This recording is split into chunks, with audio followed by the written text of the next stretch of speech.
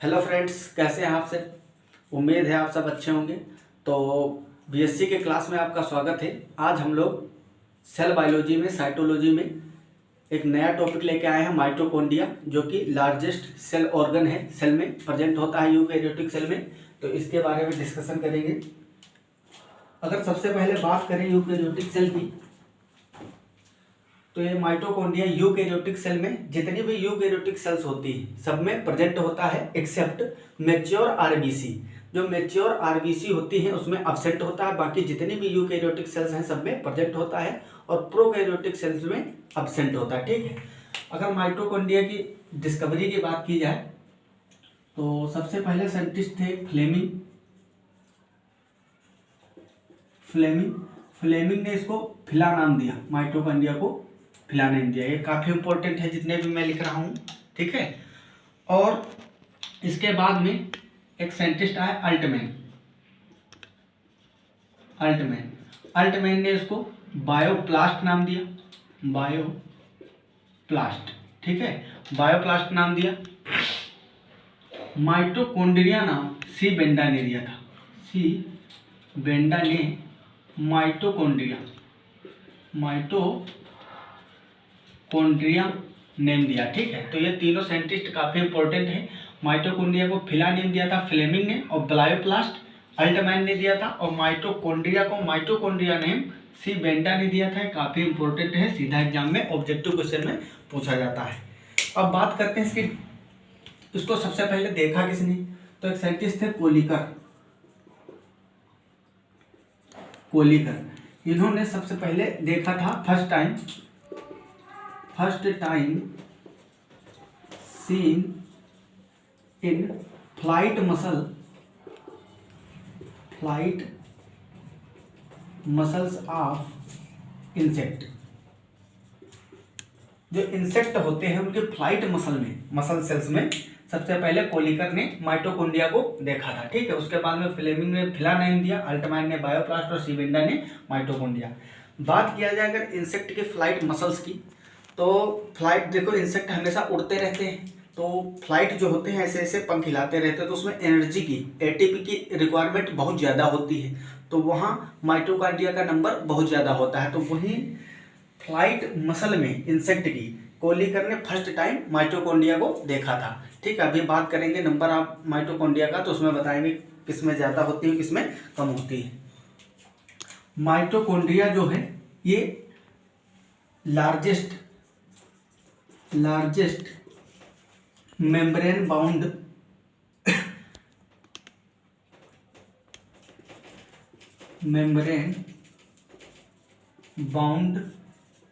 Organelles है। ठीक है। ये मेम्ब्रेन से बाउंड होता है, डबल मेम्ब्रेन स्ट्रक्चर होता है। इसमें दो मेम्ब्रेन होती हैं। ये देखो, ये जो ब्लैक से बनी हुई है ये आउटर मेम्ब्रेन है, अंदर जो है इनर मेम्ब्रेन है। ठीक है। तो लार्जेस्ट मेम्ब्रेन बाउंड ऑर्गेनल्स होता है। जितने भी सेल के अंदर यूकैरियोटिक सेल में सेल ऑर्गेनल्स प्रेजेंट होते हैं उसमें से सबसे बड़ा होता है लगभग ये। ठीक है। तो और बात किया जाए नंबर की, इसकी नंबर ऑफ माइटोकॉन्ड्रिया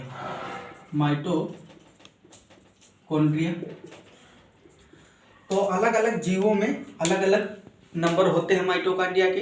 इवन एक ही जीव के अंदर अलग अलग सेल्स में अलग अलग नंबर हो सकते हैं। अगर बात किया जाए ह्यूमन बीइंग्स की, तो हमारे लीवर की जो सेल्स हैं उसमें माइटोकॉन्ड्रिया का नंबर बहुत ज़्यादा होता है, मैक्सिमम होता है कंपेरिजन टू अदर सेल्स। ठीक है। तो अगर बात किया जाए यूनिसेलुलर ऑर्गेनिज्म की, जैसे कि क्लेमाइडोमोनास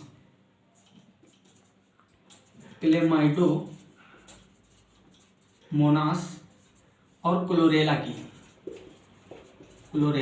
ये दोनों यूनिसेलुलर एल्गी हैं। ठीक है, शैवाल हैं। इनमें माइटोकॉन्ड्रिया एक ही पाया जाता है। इनमें एक माइटोकॉन्ड्रिया पाया जाता है, केवल एक माइटोकॉन्ड्रिया। वहीं अगर flight muscle cell of insect की बात की जाए, तो इंसेक्ट की फ्लाइट मसल सेल में एक ही सेल में 5 लाख माइटोकॉन्ड्रिया होते हैं। कितने? फ्लाइट मसल ऑफ इंसेक्ट, इसमें लगभग 5 लाख 5 लाख माइटोकॉन्ड्रिया प्रेजेंट होते हैं। कितने? 5 लाख। अगर जायंट अमीबा की बात की जाए तो उसमें 50,000 एक सेल में, पर सेल में 50,000 माइटोकॉन्ड्रिया होते हैं। जायंट अमीबा, इसमें 50,000 माइटोकॉन्ड्रिया एक सेल में प्रेजेंट होते हैं। तो ये बहुत ही वेरिएबल नंबर है, अलग अलग ऑर्गेनिज्म में अलग अलग नंबर होता है इनका, और एक ही ऑर्गेनिज्म के अलग अलग पार्ट की सेल्स में अलग अलग हो सकता है। तो आप लोग इसको नोट करें, फिर आपको बताते हैं इसके स्ट्रक्चर के बारे में, फिर इसका बायोजेनेसिस किस तरह से इनका निर्माण हुआ है। ठीक है, बायोजेनेसिस थ्योरी भी पढ़ेंगे हम लोग, तो इतना आप नोट करिए पॉज करके।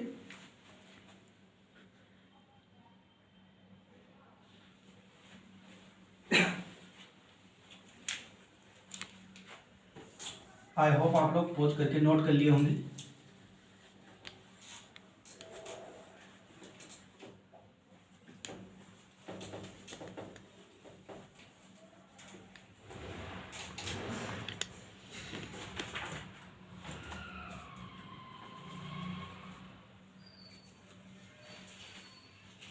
अब बात करते हैं इसके स्ट्रक्चर की। तो इसके स्ट्रक्चर में ये डबल मेम्ब्रेन स्ट्रक्चर है। ये जो बाहर की लेयर है मेम्ब्रेन, इसको बोलते हैं outer membrane. Outer membrane, outer membrane जो है इसमें प्रोटीन की मात्रा ज्यादा होती है। ठीक है, outer membrane has more protein, more lipid, maximum lipid होता है। ठीक है, आउटर मेम्ब्रेन में मोर लिपिड एंड लेस प्रोटीन। और लिपिड में भी अगर बात की जाए तो इसमें कोलेस्ट्रॉल प्रेजेंट होता है। Cholesterol present. ठीक है, बात करते हैं इनर सेल की, इनर मेम्ब्रेन की। जो इनर मेम्ब्रेन है इसमें मोर प्रोटीन मैक्सिमम होगा और लेस लिपिड की मात्रा कम होती है, अमाउंट कम होता है, और इसमें कोलेस्ट्रॉल एब्सेंट होता है। Cholesterol absent. ठीक है, तो इस तरह से ये आउटर और इनर मेम्ब्रेन में डिवाइड होती है। ठीक है, और outer membrane has more lipid, और इसमें कोलेस्ट्रॉल भी प्रेजेंट होता है और लेस प्रोटीन होती है, प्रोटीन कम होती है। और इनर मेम्ब्रेन की बात की जाए तो इसमें मोर प्रोटीन, लेस लिपिड, और लिपिड में भी कोलेस्ट्रॉल एब्सेंट होता है। ठीक है, जो ये बीच में ये बचा हुआ स्पेस है इसको बोलते हैं पेरी माइटोकॉन्ड्रियल स्पेस। जो आउटर और इनर मेम्ब्रेन के बीच में होता है इसको बोलते हैं पेरी माइटोकॉन्ड्रियल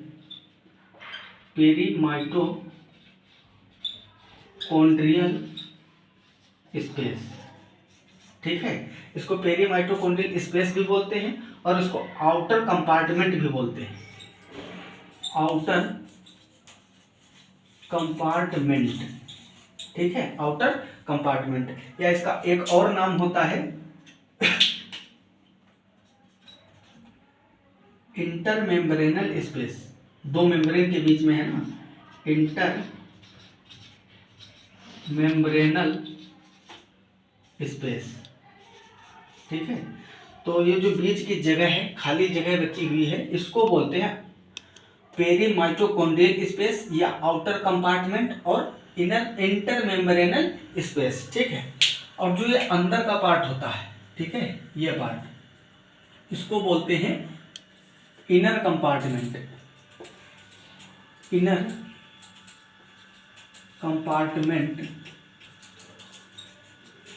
इसमें जेल लाइक सब्सटेंस भरे होते हैं बहुत सारी। ठीक है, जेल लाइक सब्सटेंस होता है, इसको बोलते हैं मैट्रिक्स। इस मैट्रिक्स में बहुत सारे एंजाइम्स प्रेजेंट होते हैं जो क्रेब साइकिल के लिए रिस्पॉन्सिबल होते हैं, सेलुलर रेस्पिरेशन के लिए। इसको बोलते हैं क्या? मैट्रिक्स। ठीक है, मैट्रिक्स में बहुत सारे एंजाइम्स प्रेजेंट होते हैं जो सेलुलर रेस्पिरेशन, ग्लूकोज के ऑक्सीडेशन के लिए काफ़ी इंपॉर्टेंट होते हैं। क्रेब्स साइकिल इसी में चलता है, मैट्रिक्स में। क्रेब्स साइकिल इसी में चलता है, ठीक है। तो क्रेब्स साइकिल में कई सारे स्टेप होते हैं, उसमें हर स्टेप में एंजाइम की रिक्वायरमेंट होती है। तो जितने भी एंजाइम्स होते हैं क्रेब्स साइकिल को चलाने वाले, वो सब मैट्रिक्स में ही प्रेजेंट होते हैं, ठीक है। तो इसको भी आप लोग नोट करेंगे। और यहाँ पे देखिए अच्छे से गौर करके, जो जो ग्रीन कलर का दिख रहा है ये सब है आपका मैट्रिक्स। ग्रीन कलर वाला क्या है? Matrix, matrix. और ये जो ब्लू कलर की आउटलाइन दिख रही है ये है आउटर मेम्ब्रेन, आउटर मेम्ब्रेन, ठीक है। और जो ब्लैक कलर की है ये है इनर मेम्ब्रेन, इनर मेम्ब्रेन, ठीक है। तो इस तरह से इसमें बढ़िया से विजिबल हो रहा होगा। अब बात करें माइटोकॉन्ड्रिया के अंदर मैट्रिक्स में और क्या मिलता है। तो माइटोकॉन्ड्रिया में इसमें डबल स्टैंडर्ड सर्कुलर डीएनए होते हैं। इस तरह से double standard circular DNA, circular DNA, ठीक है। जो कि जैसे कि प्रोकैरियोटिक बैक्टीरियल सेल, एक बैक्टीरिया प्रोकैरियोट है, तो प्रोकैरियोटिक सेल में जिस तरह से डबल स्टैंडर्ड सर्कुलर डीएनए होते हैं उसी तरह से माइटोकॉन्ड्रिया के भी अंदर होते हैं। और इसमें राइबोसोम्स भी प्रेजेंट होते हैं, राइबोसोम्स। ये जो राइबोसोम्स हैं ये 70S टाइप होते हैं, राइबोसोम 70S टाइप होते हैं, जो कि प्रोकैरियोट में पाए जाते हैं, ठीक है। तो प्रोकैरियोट सेल के जैसे इसके लक्षण हैं। अगर पूरी प्रोकैरियोट सेल की बात की जाए तो उसमें डबल स्टैंडर्ड सर्कुलर डीएनए और राइबोसोम 70S टाइप के होते हैं।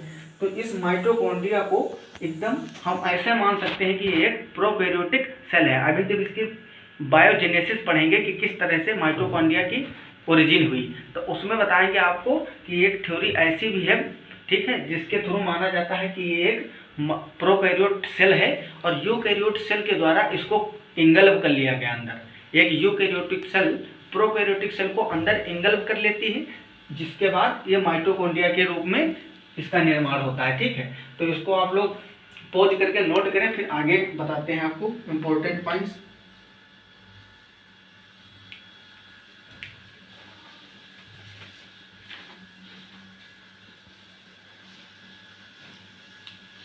सॉरी एक पार्ट इसमें छूट गया। ये जो इनर मेम्ब्रेन में जो फोल्डिंग होती है इसको बोलते हैं क्रिस्टी। क्या बोलते हैं? क्रिस्टी, ठीक है। ये बहुत ही इंपॉर्टेंट है, इसी पर भी बताएंगे। ऑक्सीसोम्स लगे होते हैं इस तरह से, इस तरह से क्रिस्टी के ऊपर ऑक्सीसोम्स लगे होते हैं। इसी ऑक्सीसोम से एटीपी का सिंथेसिस होता है, ठीक है। और माइटोकॉन्ड्रिया को पावर हाउस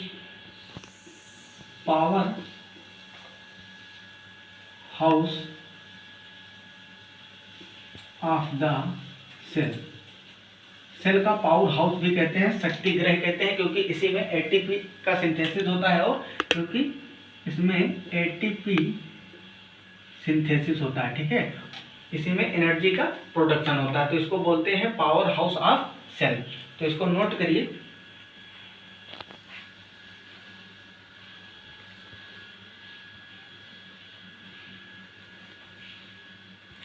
आई होप आप लोग नोट कर लिए होंगे पॉज करके।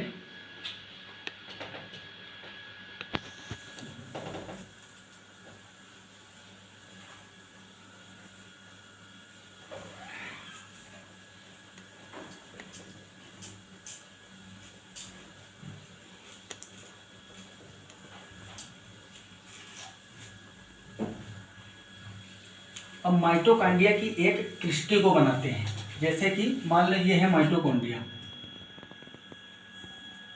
इसकी जो इंटरनल इनर मेम्ब्रेन है उसमें इस तरह से फोल्डिंग होती है। ये फोल्डिंग जो है इसको बोलते हैं क्रिस्टी। इस क्रिस्टी को, एक क्रिस्टी को अलग मैग्नीफाई करके देखते हैं कि किस तरह से इसमें सेलुलर रेस्पिरेशन होती है और ऑक्सीसोम्स किस तरह से अरेंज होते हैं, ठीक है। ये हो गई आउटर मेम्ब्रेन।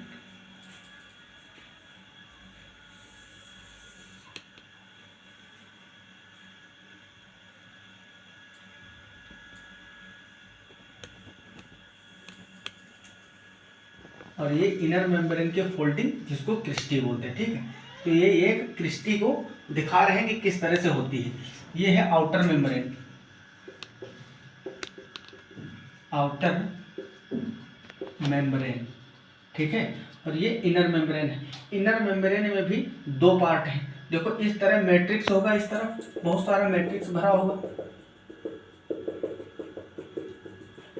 ये एक क्रिस्टी है, तो क्रिस्टी किधर है, मैट्रिक्स की ओर। इसमें फिंगर लाइक प्रोजेक्शन बन गया है, ठीक है, फोल्ड हो गई है। तो इधर अंदर अंदर की ओर क्या है, मैट्रिक्स भरा हुआ है, और इधर बाहर साइटोप्लाज्म होगा सेल का, ठीक है। तो इस मैट्रिक्स की ओर का जो फेस होता है इसको बोलते हैं M face, M face of inner membrane,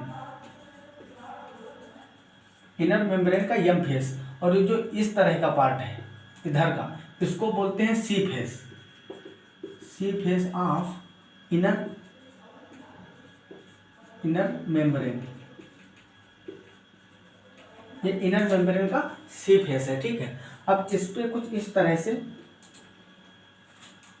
present होते हैं ऑक्सीसोम। ऑक्सीसोम के तीन पार्ट होते हैं, तीन पार्ट में डिवाइड होता है।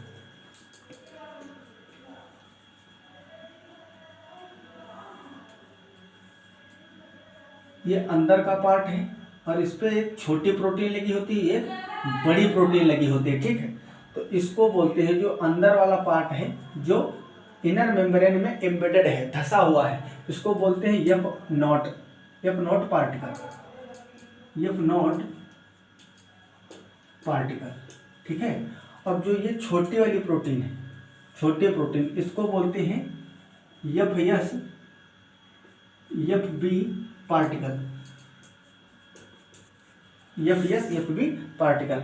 और जो बड़ी प्रोटीन होती है इसको बोलते हैं F1 पार्टिकल, F1 पार्टिकल, ठीक है।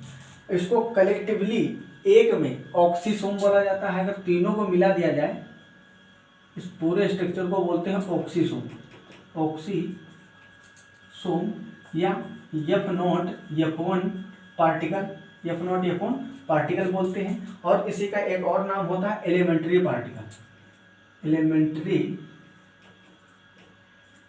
पार्टिकल भी बोलते हैं, ठीक है, एलिमेंट्री पार्टिकल। तो बात करते हैं कि इसमें एटीपी का सिंथेसिस कैसे होता है। और इस जो F1 पार्टिकल है इसको हेड भी बोलते हैं ऑक्सीसोम का, हेड ऑफ ऑक्सीसोम।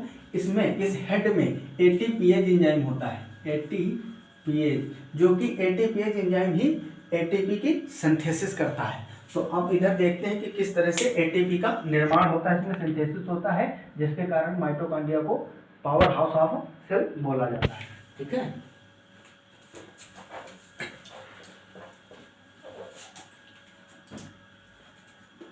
इस तरह से एक क्रिस्टी है, ठीक है।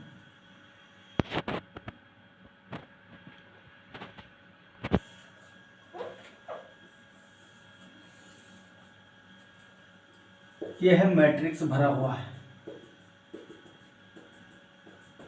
तो मैट्रिक्स के अंदर प्रोटॉन की कंसंट्रेशन कम होती है कंपेयर टू इंटरमेम्ब्रेनल स्पेस। इस इंटरमेम्ब्रेनल स्पेस में H+ आयन जो है इनकी कंसंट्रेशन बहुत ही ज़्यादा रहती है। और यहाँ पे क्या लगा हुआ है, यहाँ पे लगे हुए हैं ऑक्सीसोम्स। अब इसको अगर हाई कंसंट्रेशन से लो कंसंट्रेशन में जाना है तो आपको बता दूं कि जो आउटर मेम्ब्रेन होती है ये तो होती है परमिएबल, ठीक।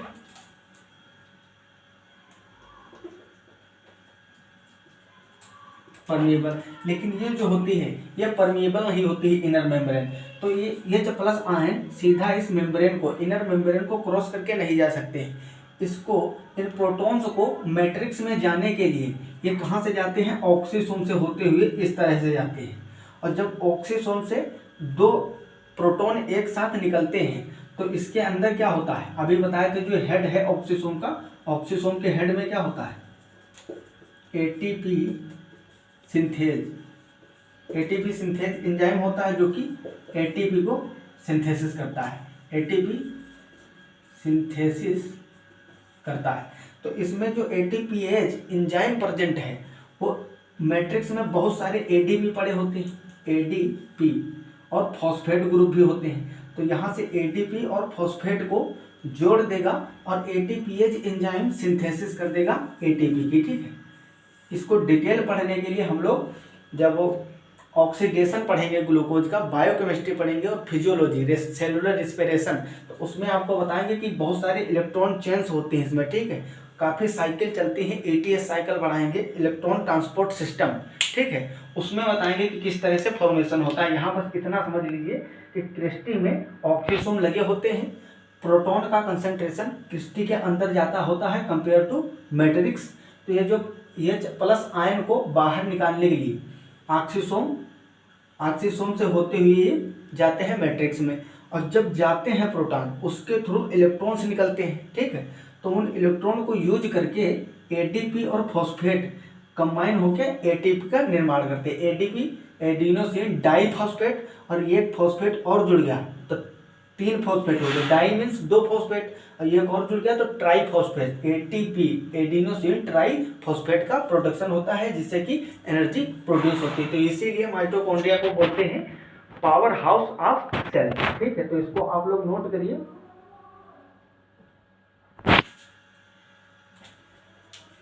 इसके फंक्शन की बात करते हैं, क्या क्या फंक्शन होते हैं। अब हेडिंग लगाएंगे फंक्शन ऑफ माइटोकॉन्ड्रिया। माइटोकॉन्ड्रिया के क्या क्या फंक्शंस हैं।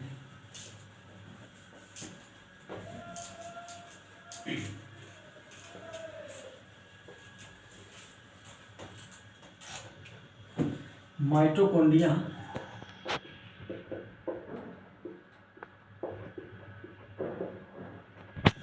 are present all eukaryotic cells except mature RBC of mammalians। जितने भी मेमेलियन हैं, जैसे कि हम लोग आते हैं मेमेलियन में ही, और मंकी है वो मेमेलियन में आता है। जितने भी स्तनधारी हैं, चमगादड़ है, बाट, ठीक है, तो उनकी जो RBC होती है मैच्योर RBC, उसको छोड़ के बाकी जितने भी यूकैरियोटिक हैं सब में माइटोकॉन्ड्रिया प्रेजेंट होता है, ठीक है। बात किया जाए अगर प्रोकैरियोट की, तो प्रोकैरियोट में एब्सेंट होते हैं, प्रोकैरियोटिक सेल में एब्सेंट होते हैं, ठीक है, एब्सेंट होते हैं माइटोकॉन्ड्रिया। इसका जो DNA होता है माइटोकॉन्ड्रिया में, जो डबल स्टैंडर्ड DNA होता है, उस DNA में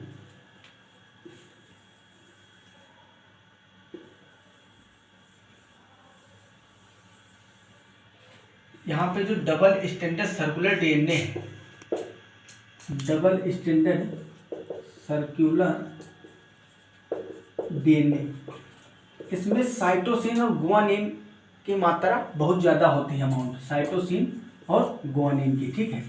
तो अगर बात किया जाए इसके डिग्रेडेशन के लिए, इसको अगर तोड़ना होगा तो एनर्जी की ज़्यादा रिक्वायरमेंट होती है, ज़्यादा ऊष्मा हीट ज़्यादा देनी पड़ेगी, क्योंकि DNA आप लोग जानते ही हो कि DNA न्यूक्लियोटाइड से मिलकर बना होता है।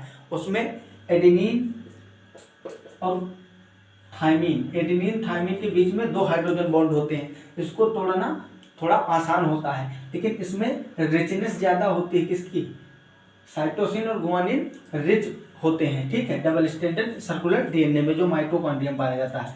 तो इसको हीट करने के लिए ज़्यादा एनर्जी की ज़रूरत होती है, तभी जाके इस बॉन्ड को तोड़ा जा सकता है, ठीक है। तो एडेनिन थायमीन के कंपेरिजन में इसमें साइटोसिन और गुआनिन इस सर्कुलर DNA में ज़्यादा होता है। अब बात की जाए इस DNA का काम क्या है, ठीक है। तो अगर ओवम और स्पर्म की बात की जाए, ठीक है, ये है स्पर्म, ह्यूमन स्पर्म,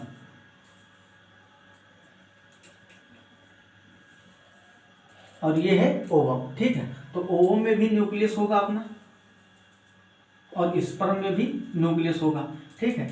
तो इससे जब फर्टिलाइजेशन के थ्रू जाइगोट बनता है, क्या बनता है, जाइगोट।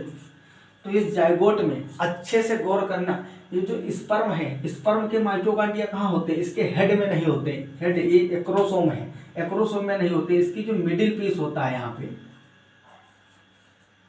इस मिडिल पीस में इसमें माइटोकॉन्ड्रिया बहुत सारे भरे होते हैं। तो जब फ्यूजन होगा, फर्टिलाइजेशन होगा, तो ये स्पर्म इससे जो फ्यूज करेगा यहाँ पे इस तरह से,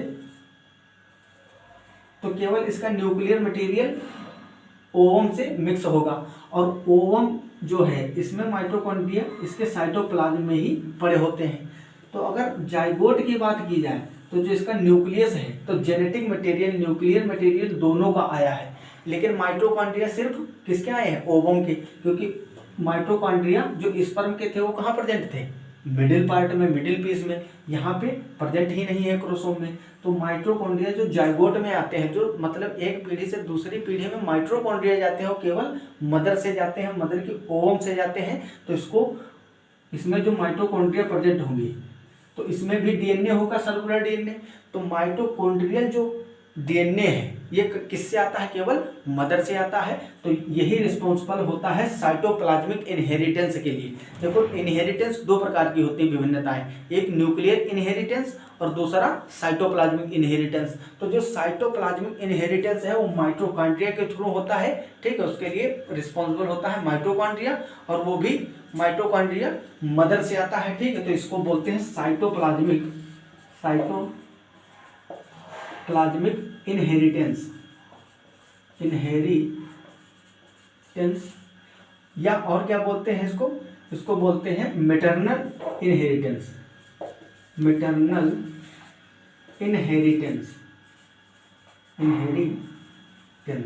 क्योंकि ये जो साइटोप्लाज्मिक इनहेरिटेंस है ये किसके थ्रू होते हैं? केवल मदर के ओवम के थ्रू माइटोकॉन्ड्रिया साइटोप्लाज्म में आते हैं, जाइगोट के साइटोप्लाज्म में।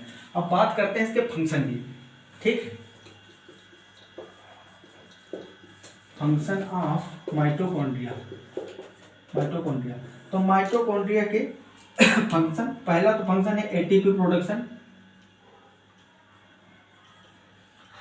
एटीपी सिंथेसिस, ठीक है। अगला नेबेन कर्ण, ये स्पर्म में जो प्रेजेंट होते हैं बैक्टीरिया, इसका दूसरा नाम होता है नेबेन कर्ण। देखो, जब माइटोकॉन्ड्रिया स्पर्म में प्रेजेंट होंगे तो उसको माइटोकॉन्ड्रिया नहीं बोलते हैं, उसको नेबेन कर्ण बोलते हैं, क्योंकि नेबेन कर्ण एक साइंटिस्ट थे जिन्होंने माइटोकॉन्ड्रिया को डिस्कवर किया था इसमें, स्पर्म में जो मिडिल पीस होता है। तो ये भी क्या करते, इसका मतलब भी होता है एटीपी सिंथेसिस,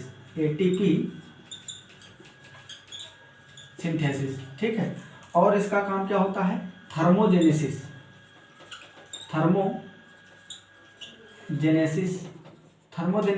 मतलब हीट प्रोडक्शन, क्या बोलते हैं इसको? हीट प्रोडक्शन, ठीक है। तो बहुत ज़्यादा हीट प्रोडक्शन भी करवाता है माइटोकॉन्ड्रिया। अगर और बात किया जाए इसके फंक्शन की, ठीक है, तो साइटोप्लाज्मिक इनहेरिटेंस आपको बता ही दिया, उसको भी इंक्लूड कर सकते हो। साइटोप्लाज्मिक इनहेरिटेंस या मैटरनल इनहेरिटेंस। और बात किया जाए तो विटेलोजेनेसिस करवाता है, क्या करवाता है? विटेलोजेनेसिस,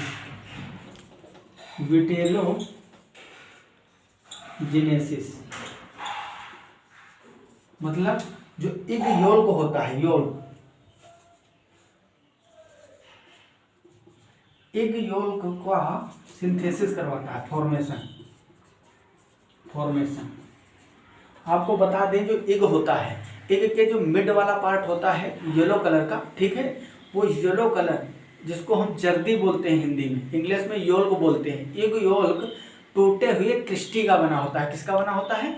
माइटोकॉन्ड्रिया की क्रिस्टी टूटकर इकट्ठा हो जाती है, उससे योल्क का फॉर्मेशन होता है। तो ये कुछ इसके इम्पोर्टेंट फंक्शन है, ठीक है। एटीपी सिंथेसिस या एनर्जी प्रोडक्शन, नेबेन कर्ण, इसको स्पर्म में बोलते हैं, एटीपी सिंथेसिस कराता है। थर्मोजेनेसिस मतलब हीट प्रोडक्शन, और साइटोप्लाज्मिक इनहेरिटेंस या मैटरनल इनहेरिटेंस विटेलोजेनेसिस मतलब यल्क का फॉर्मेशन, जो एग के अंदर यल्क का फॉर्मेशन होता है वो भी माइटोकॉन्ड्रिया के थ्रू ही होता है। तो इसको आप लोग नोट करिए। फिर आपको बताते हैं बायोजेनेसिस ऑफ माइटोकॉन्ड्रिया, किस तरह से माइटोकॉन्ड्रिया की ओरिजिन हुई।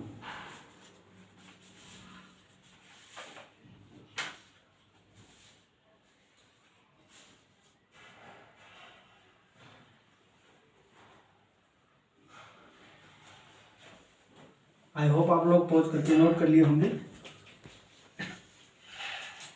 अब हेडिंग लगाएंगे बायोजेनेसिस ऑफ माइटोकॉन्ड्रिया। माइटोकॉन्ड्रिया का निर्माण कैसे हुआ, कैसे उत्पत्ति हुई, इसकी ओरिजिन के बारे में पढ़ेंगे माइटोकॉन्ड्रिया की।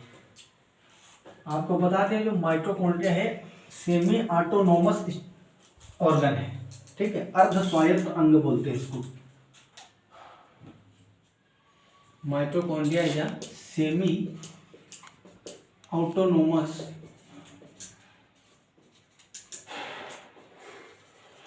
ऑर्गन,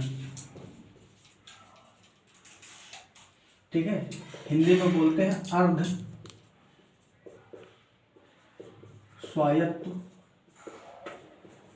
अंग, ठीक है, अर्ध स्वायत्त अंग। अब इसके बायोजेनेसिस के लिए बहुत सारे साइंटिस्ट अलग अलग अपना अपना मत दिए हैं। हेडिंग लगाएंगे biogenesis of mitochondria. Biogenesis of mitochondria.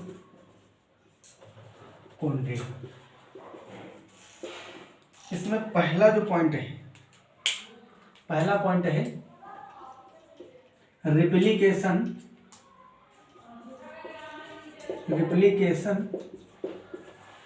Of mitochondria.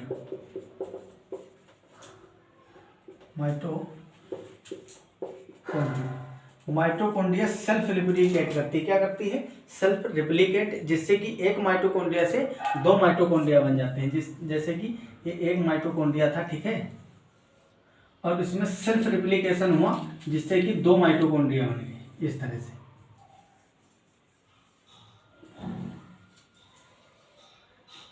तो रिप्लिकेशन के थ्रू भी बन सकते हैं। अगर आगे बात किया जाए तो इसमें कॉन्ट्रैक्शन भी हो सकता है, ठीक है, संकीर्णन के कारण।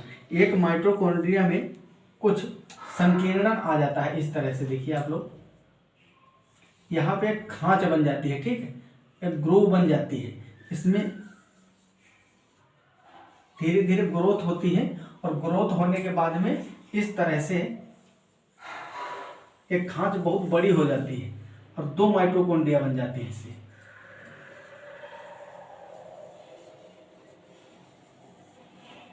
ठीक है, एक माइटोकॉन्ड्रिया में खांच बनी, यहाँ पे थोड़ा सा कॉन्ट्रैक्शन हुआ, संकुचन हुआ, संकीर्णन से।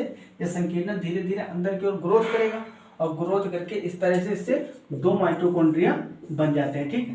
तो एक तो ये है मेथड जिसके थ्रू बताया गया कि माइटोकॉन्ड्रिया की ओरिजिन हुई, ठीक है। और बाकी एक साइंटिस्ट थे रॉबर्टसन। रॉबर्टसन ने बताया कि जितने भी माइटोकॉन्ड्रिया हैं ये प्री एग्जिस्टिंग, जो पहले से माइटोकॉन्ड्रिया उपस्थित होते हैं सेल के अंदर, उसी से इनका फॉर्मेशन होता है, ठीक है। तो रॉबर्टसन के अनुसार पहले से जो उपस्थित होते हैं माइटोकॉन्ड्रिया, उसी से इनका निर्माण होता है, ठीक है। दूसरे साइंटिस्ट थे बेडे, इनका नाम था बेडे। उन्होंने बताया कि जिस तरह से एंडोप्लाज्मिक रेटिकुलम, ठीक है, और गोल्जी बॉडी, न्यूक्लियर मेम्ब्रेन,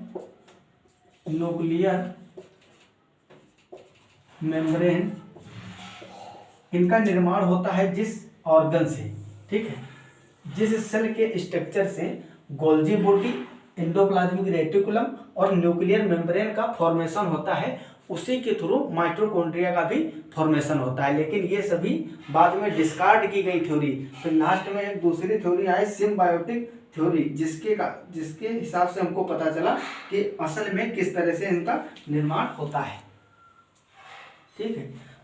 तो अब हेडिंग लगाएंगे सिम्बायोटिक थ्योरी, जिसको अल्टमैन ने दिया था। अल्टमैन एंड सागर दो साइंटिस्ट थे जिन्होंने बताया था कि माइटोकॉन्ड्रिया की ओरिजिन किस तरह से हुई। ये सबसे लेटेस्ट है, ठीक है, अल्टमान की थ्योरी, सिम्बायोटिक थ्योरी,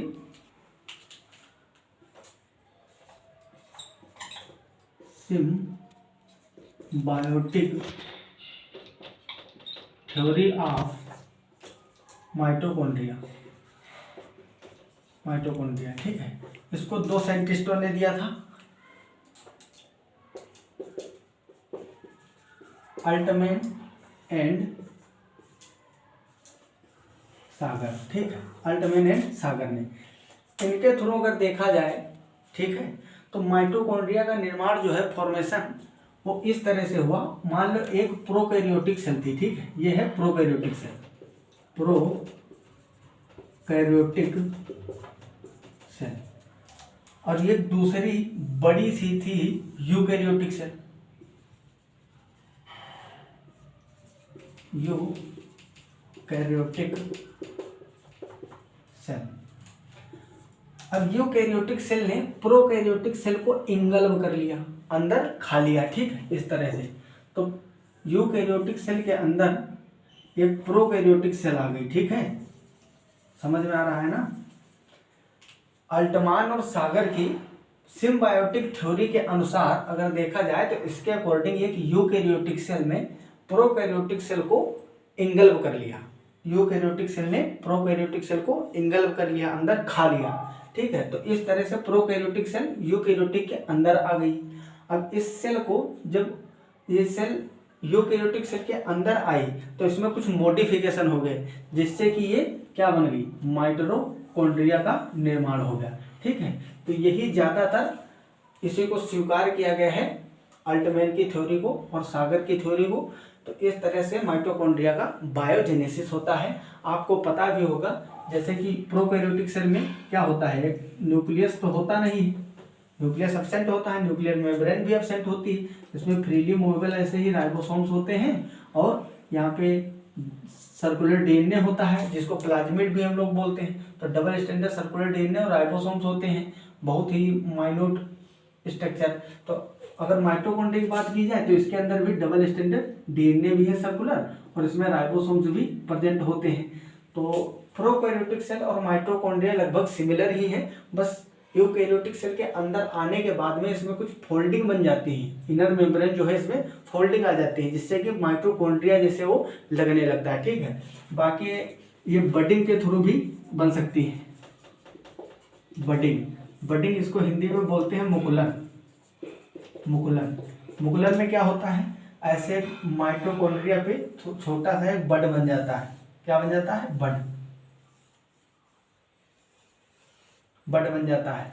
आगे ये ग्रोथ करके नया माइटोकॉन्ड्रिया बना लेता है, क्या बना लेता है, नया माइटोकॉन्ड्रिया बन जाता है। तो बडिंग के थ्रू भी समझाया जा सकता है। अब बात किया जाए बडिंग, तो ये एक एसेक्सुअल रिप्रोडक्शन की मेथड है बडिंग, मुकुलन, जो कि जो लोअर ऑर्गेनिजम्स हैं जैसे बैक्टीरिया, प्रोकैरियोट्स हैं, उनमें बडिंग पाया जाता है। तो ये जो बडिंग है, ये फिनोमिना भी माइटोकॉन्ड्रिया प्रोकैरियोटिक जैसे शो कर रही है, क्योंकि प्रोकैरियोट्स जो होते हैं एकदम लोअर टाइप के ऑर्गेनिज्म हैं जो बहुत प्रिमिटिव हैं, ठीक है, उनमें बडिंग पाया जाता है, एसेक्सुअल रिप्रोडक्शन। तो आई होप आप लोगों को एकदम अच्छे से समझ में आ गया होगा माइटोकॉन्ड्रिया के बारे में। तो आप लोग अच्छे से पढ़ाई करते रहे। अगली क्लास में हम लोग क्लोरोप्लास्ट, साइटोप्लाज्म, इन सब के बारे में डिटेल में पढ़ेंगे। तो अच्छे से पढ़ाई करते रहो, मिलते हैं अगली क्लास में, तब तक के लिए आपके बाद ऑल द वेरी बेस्ट।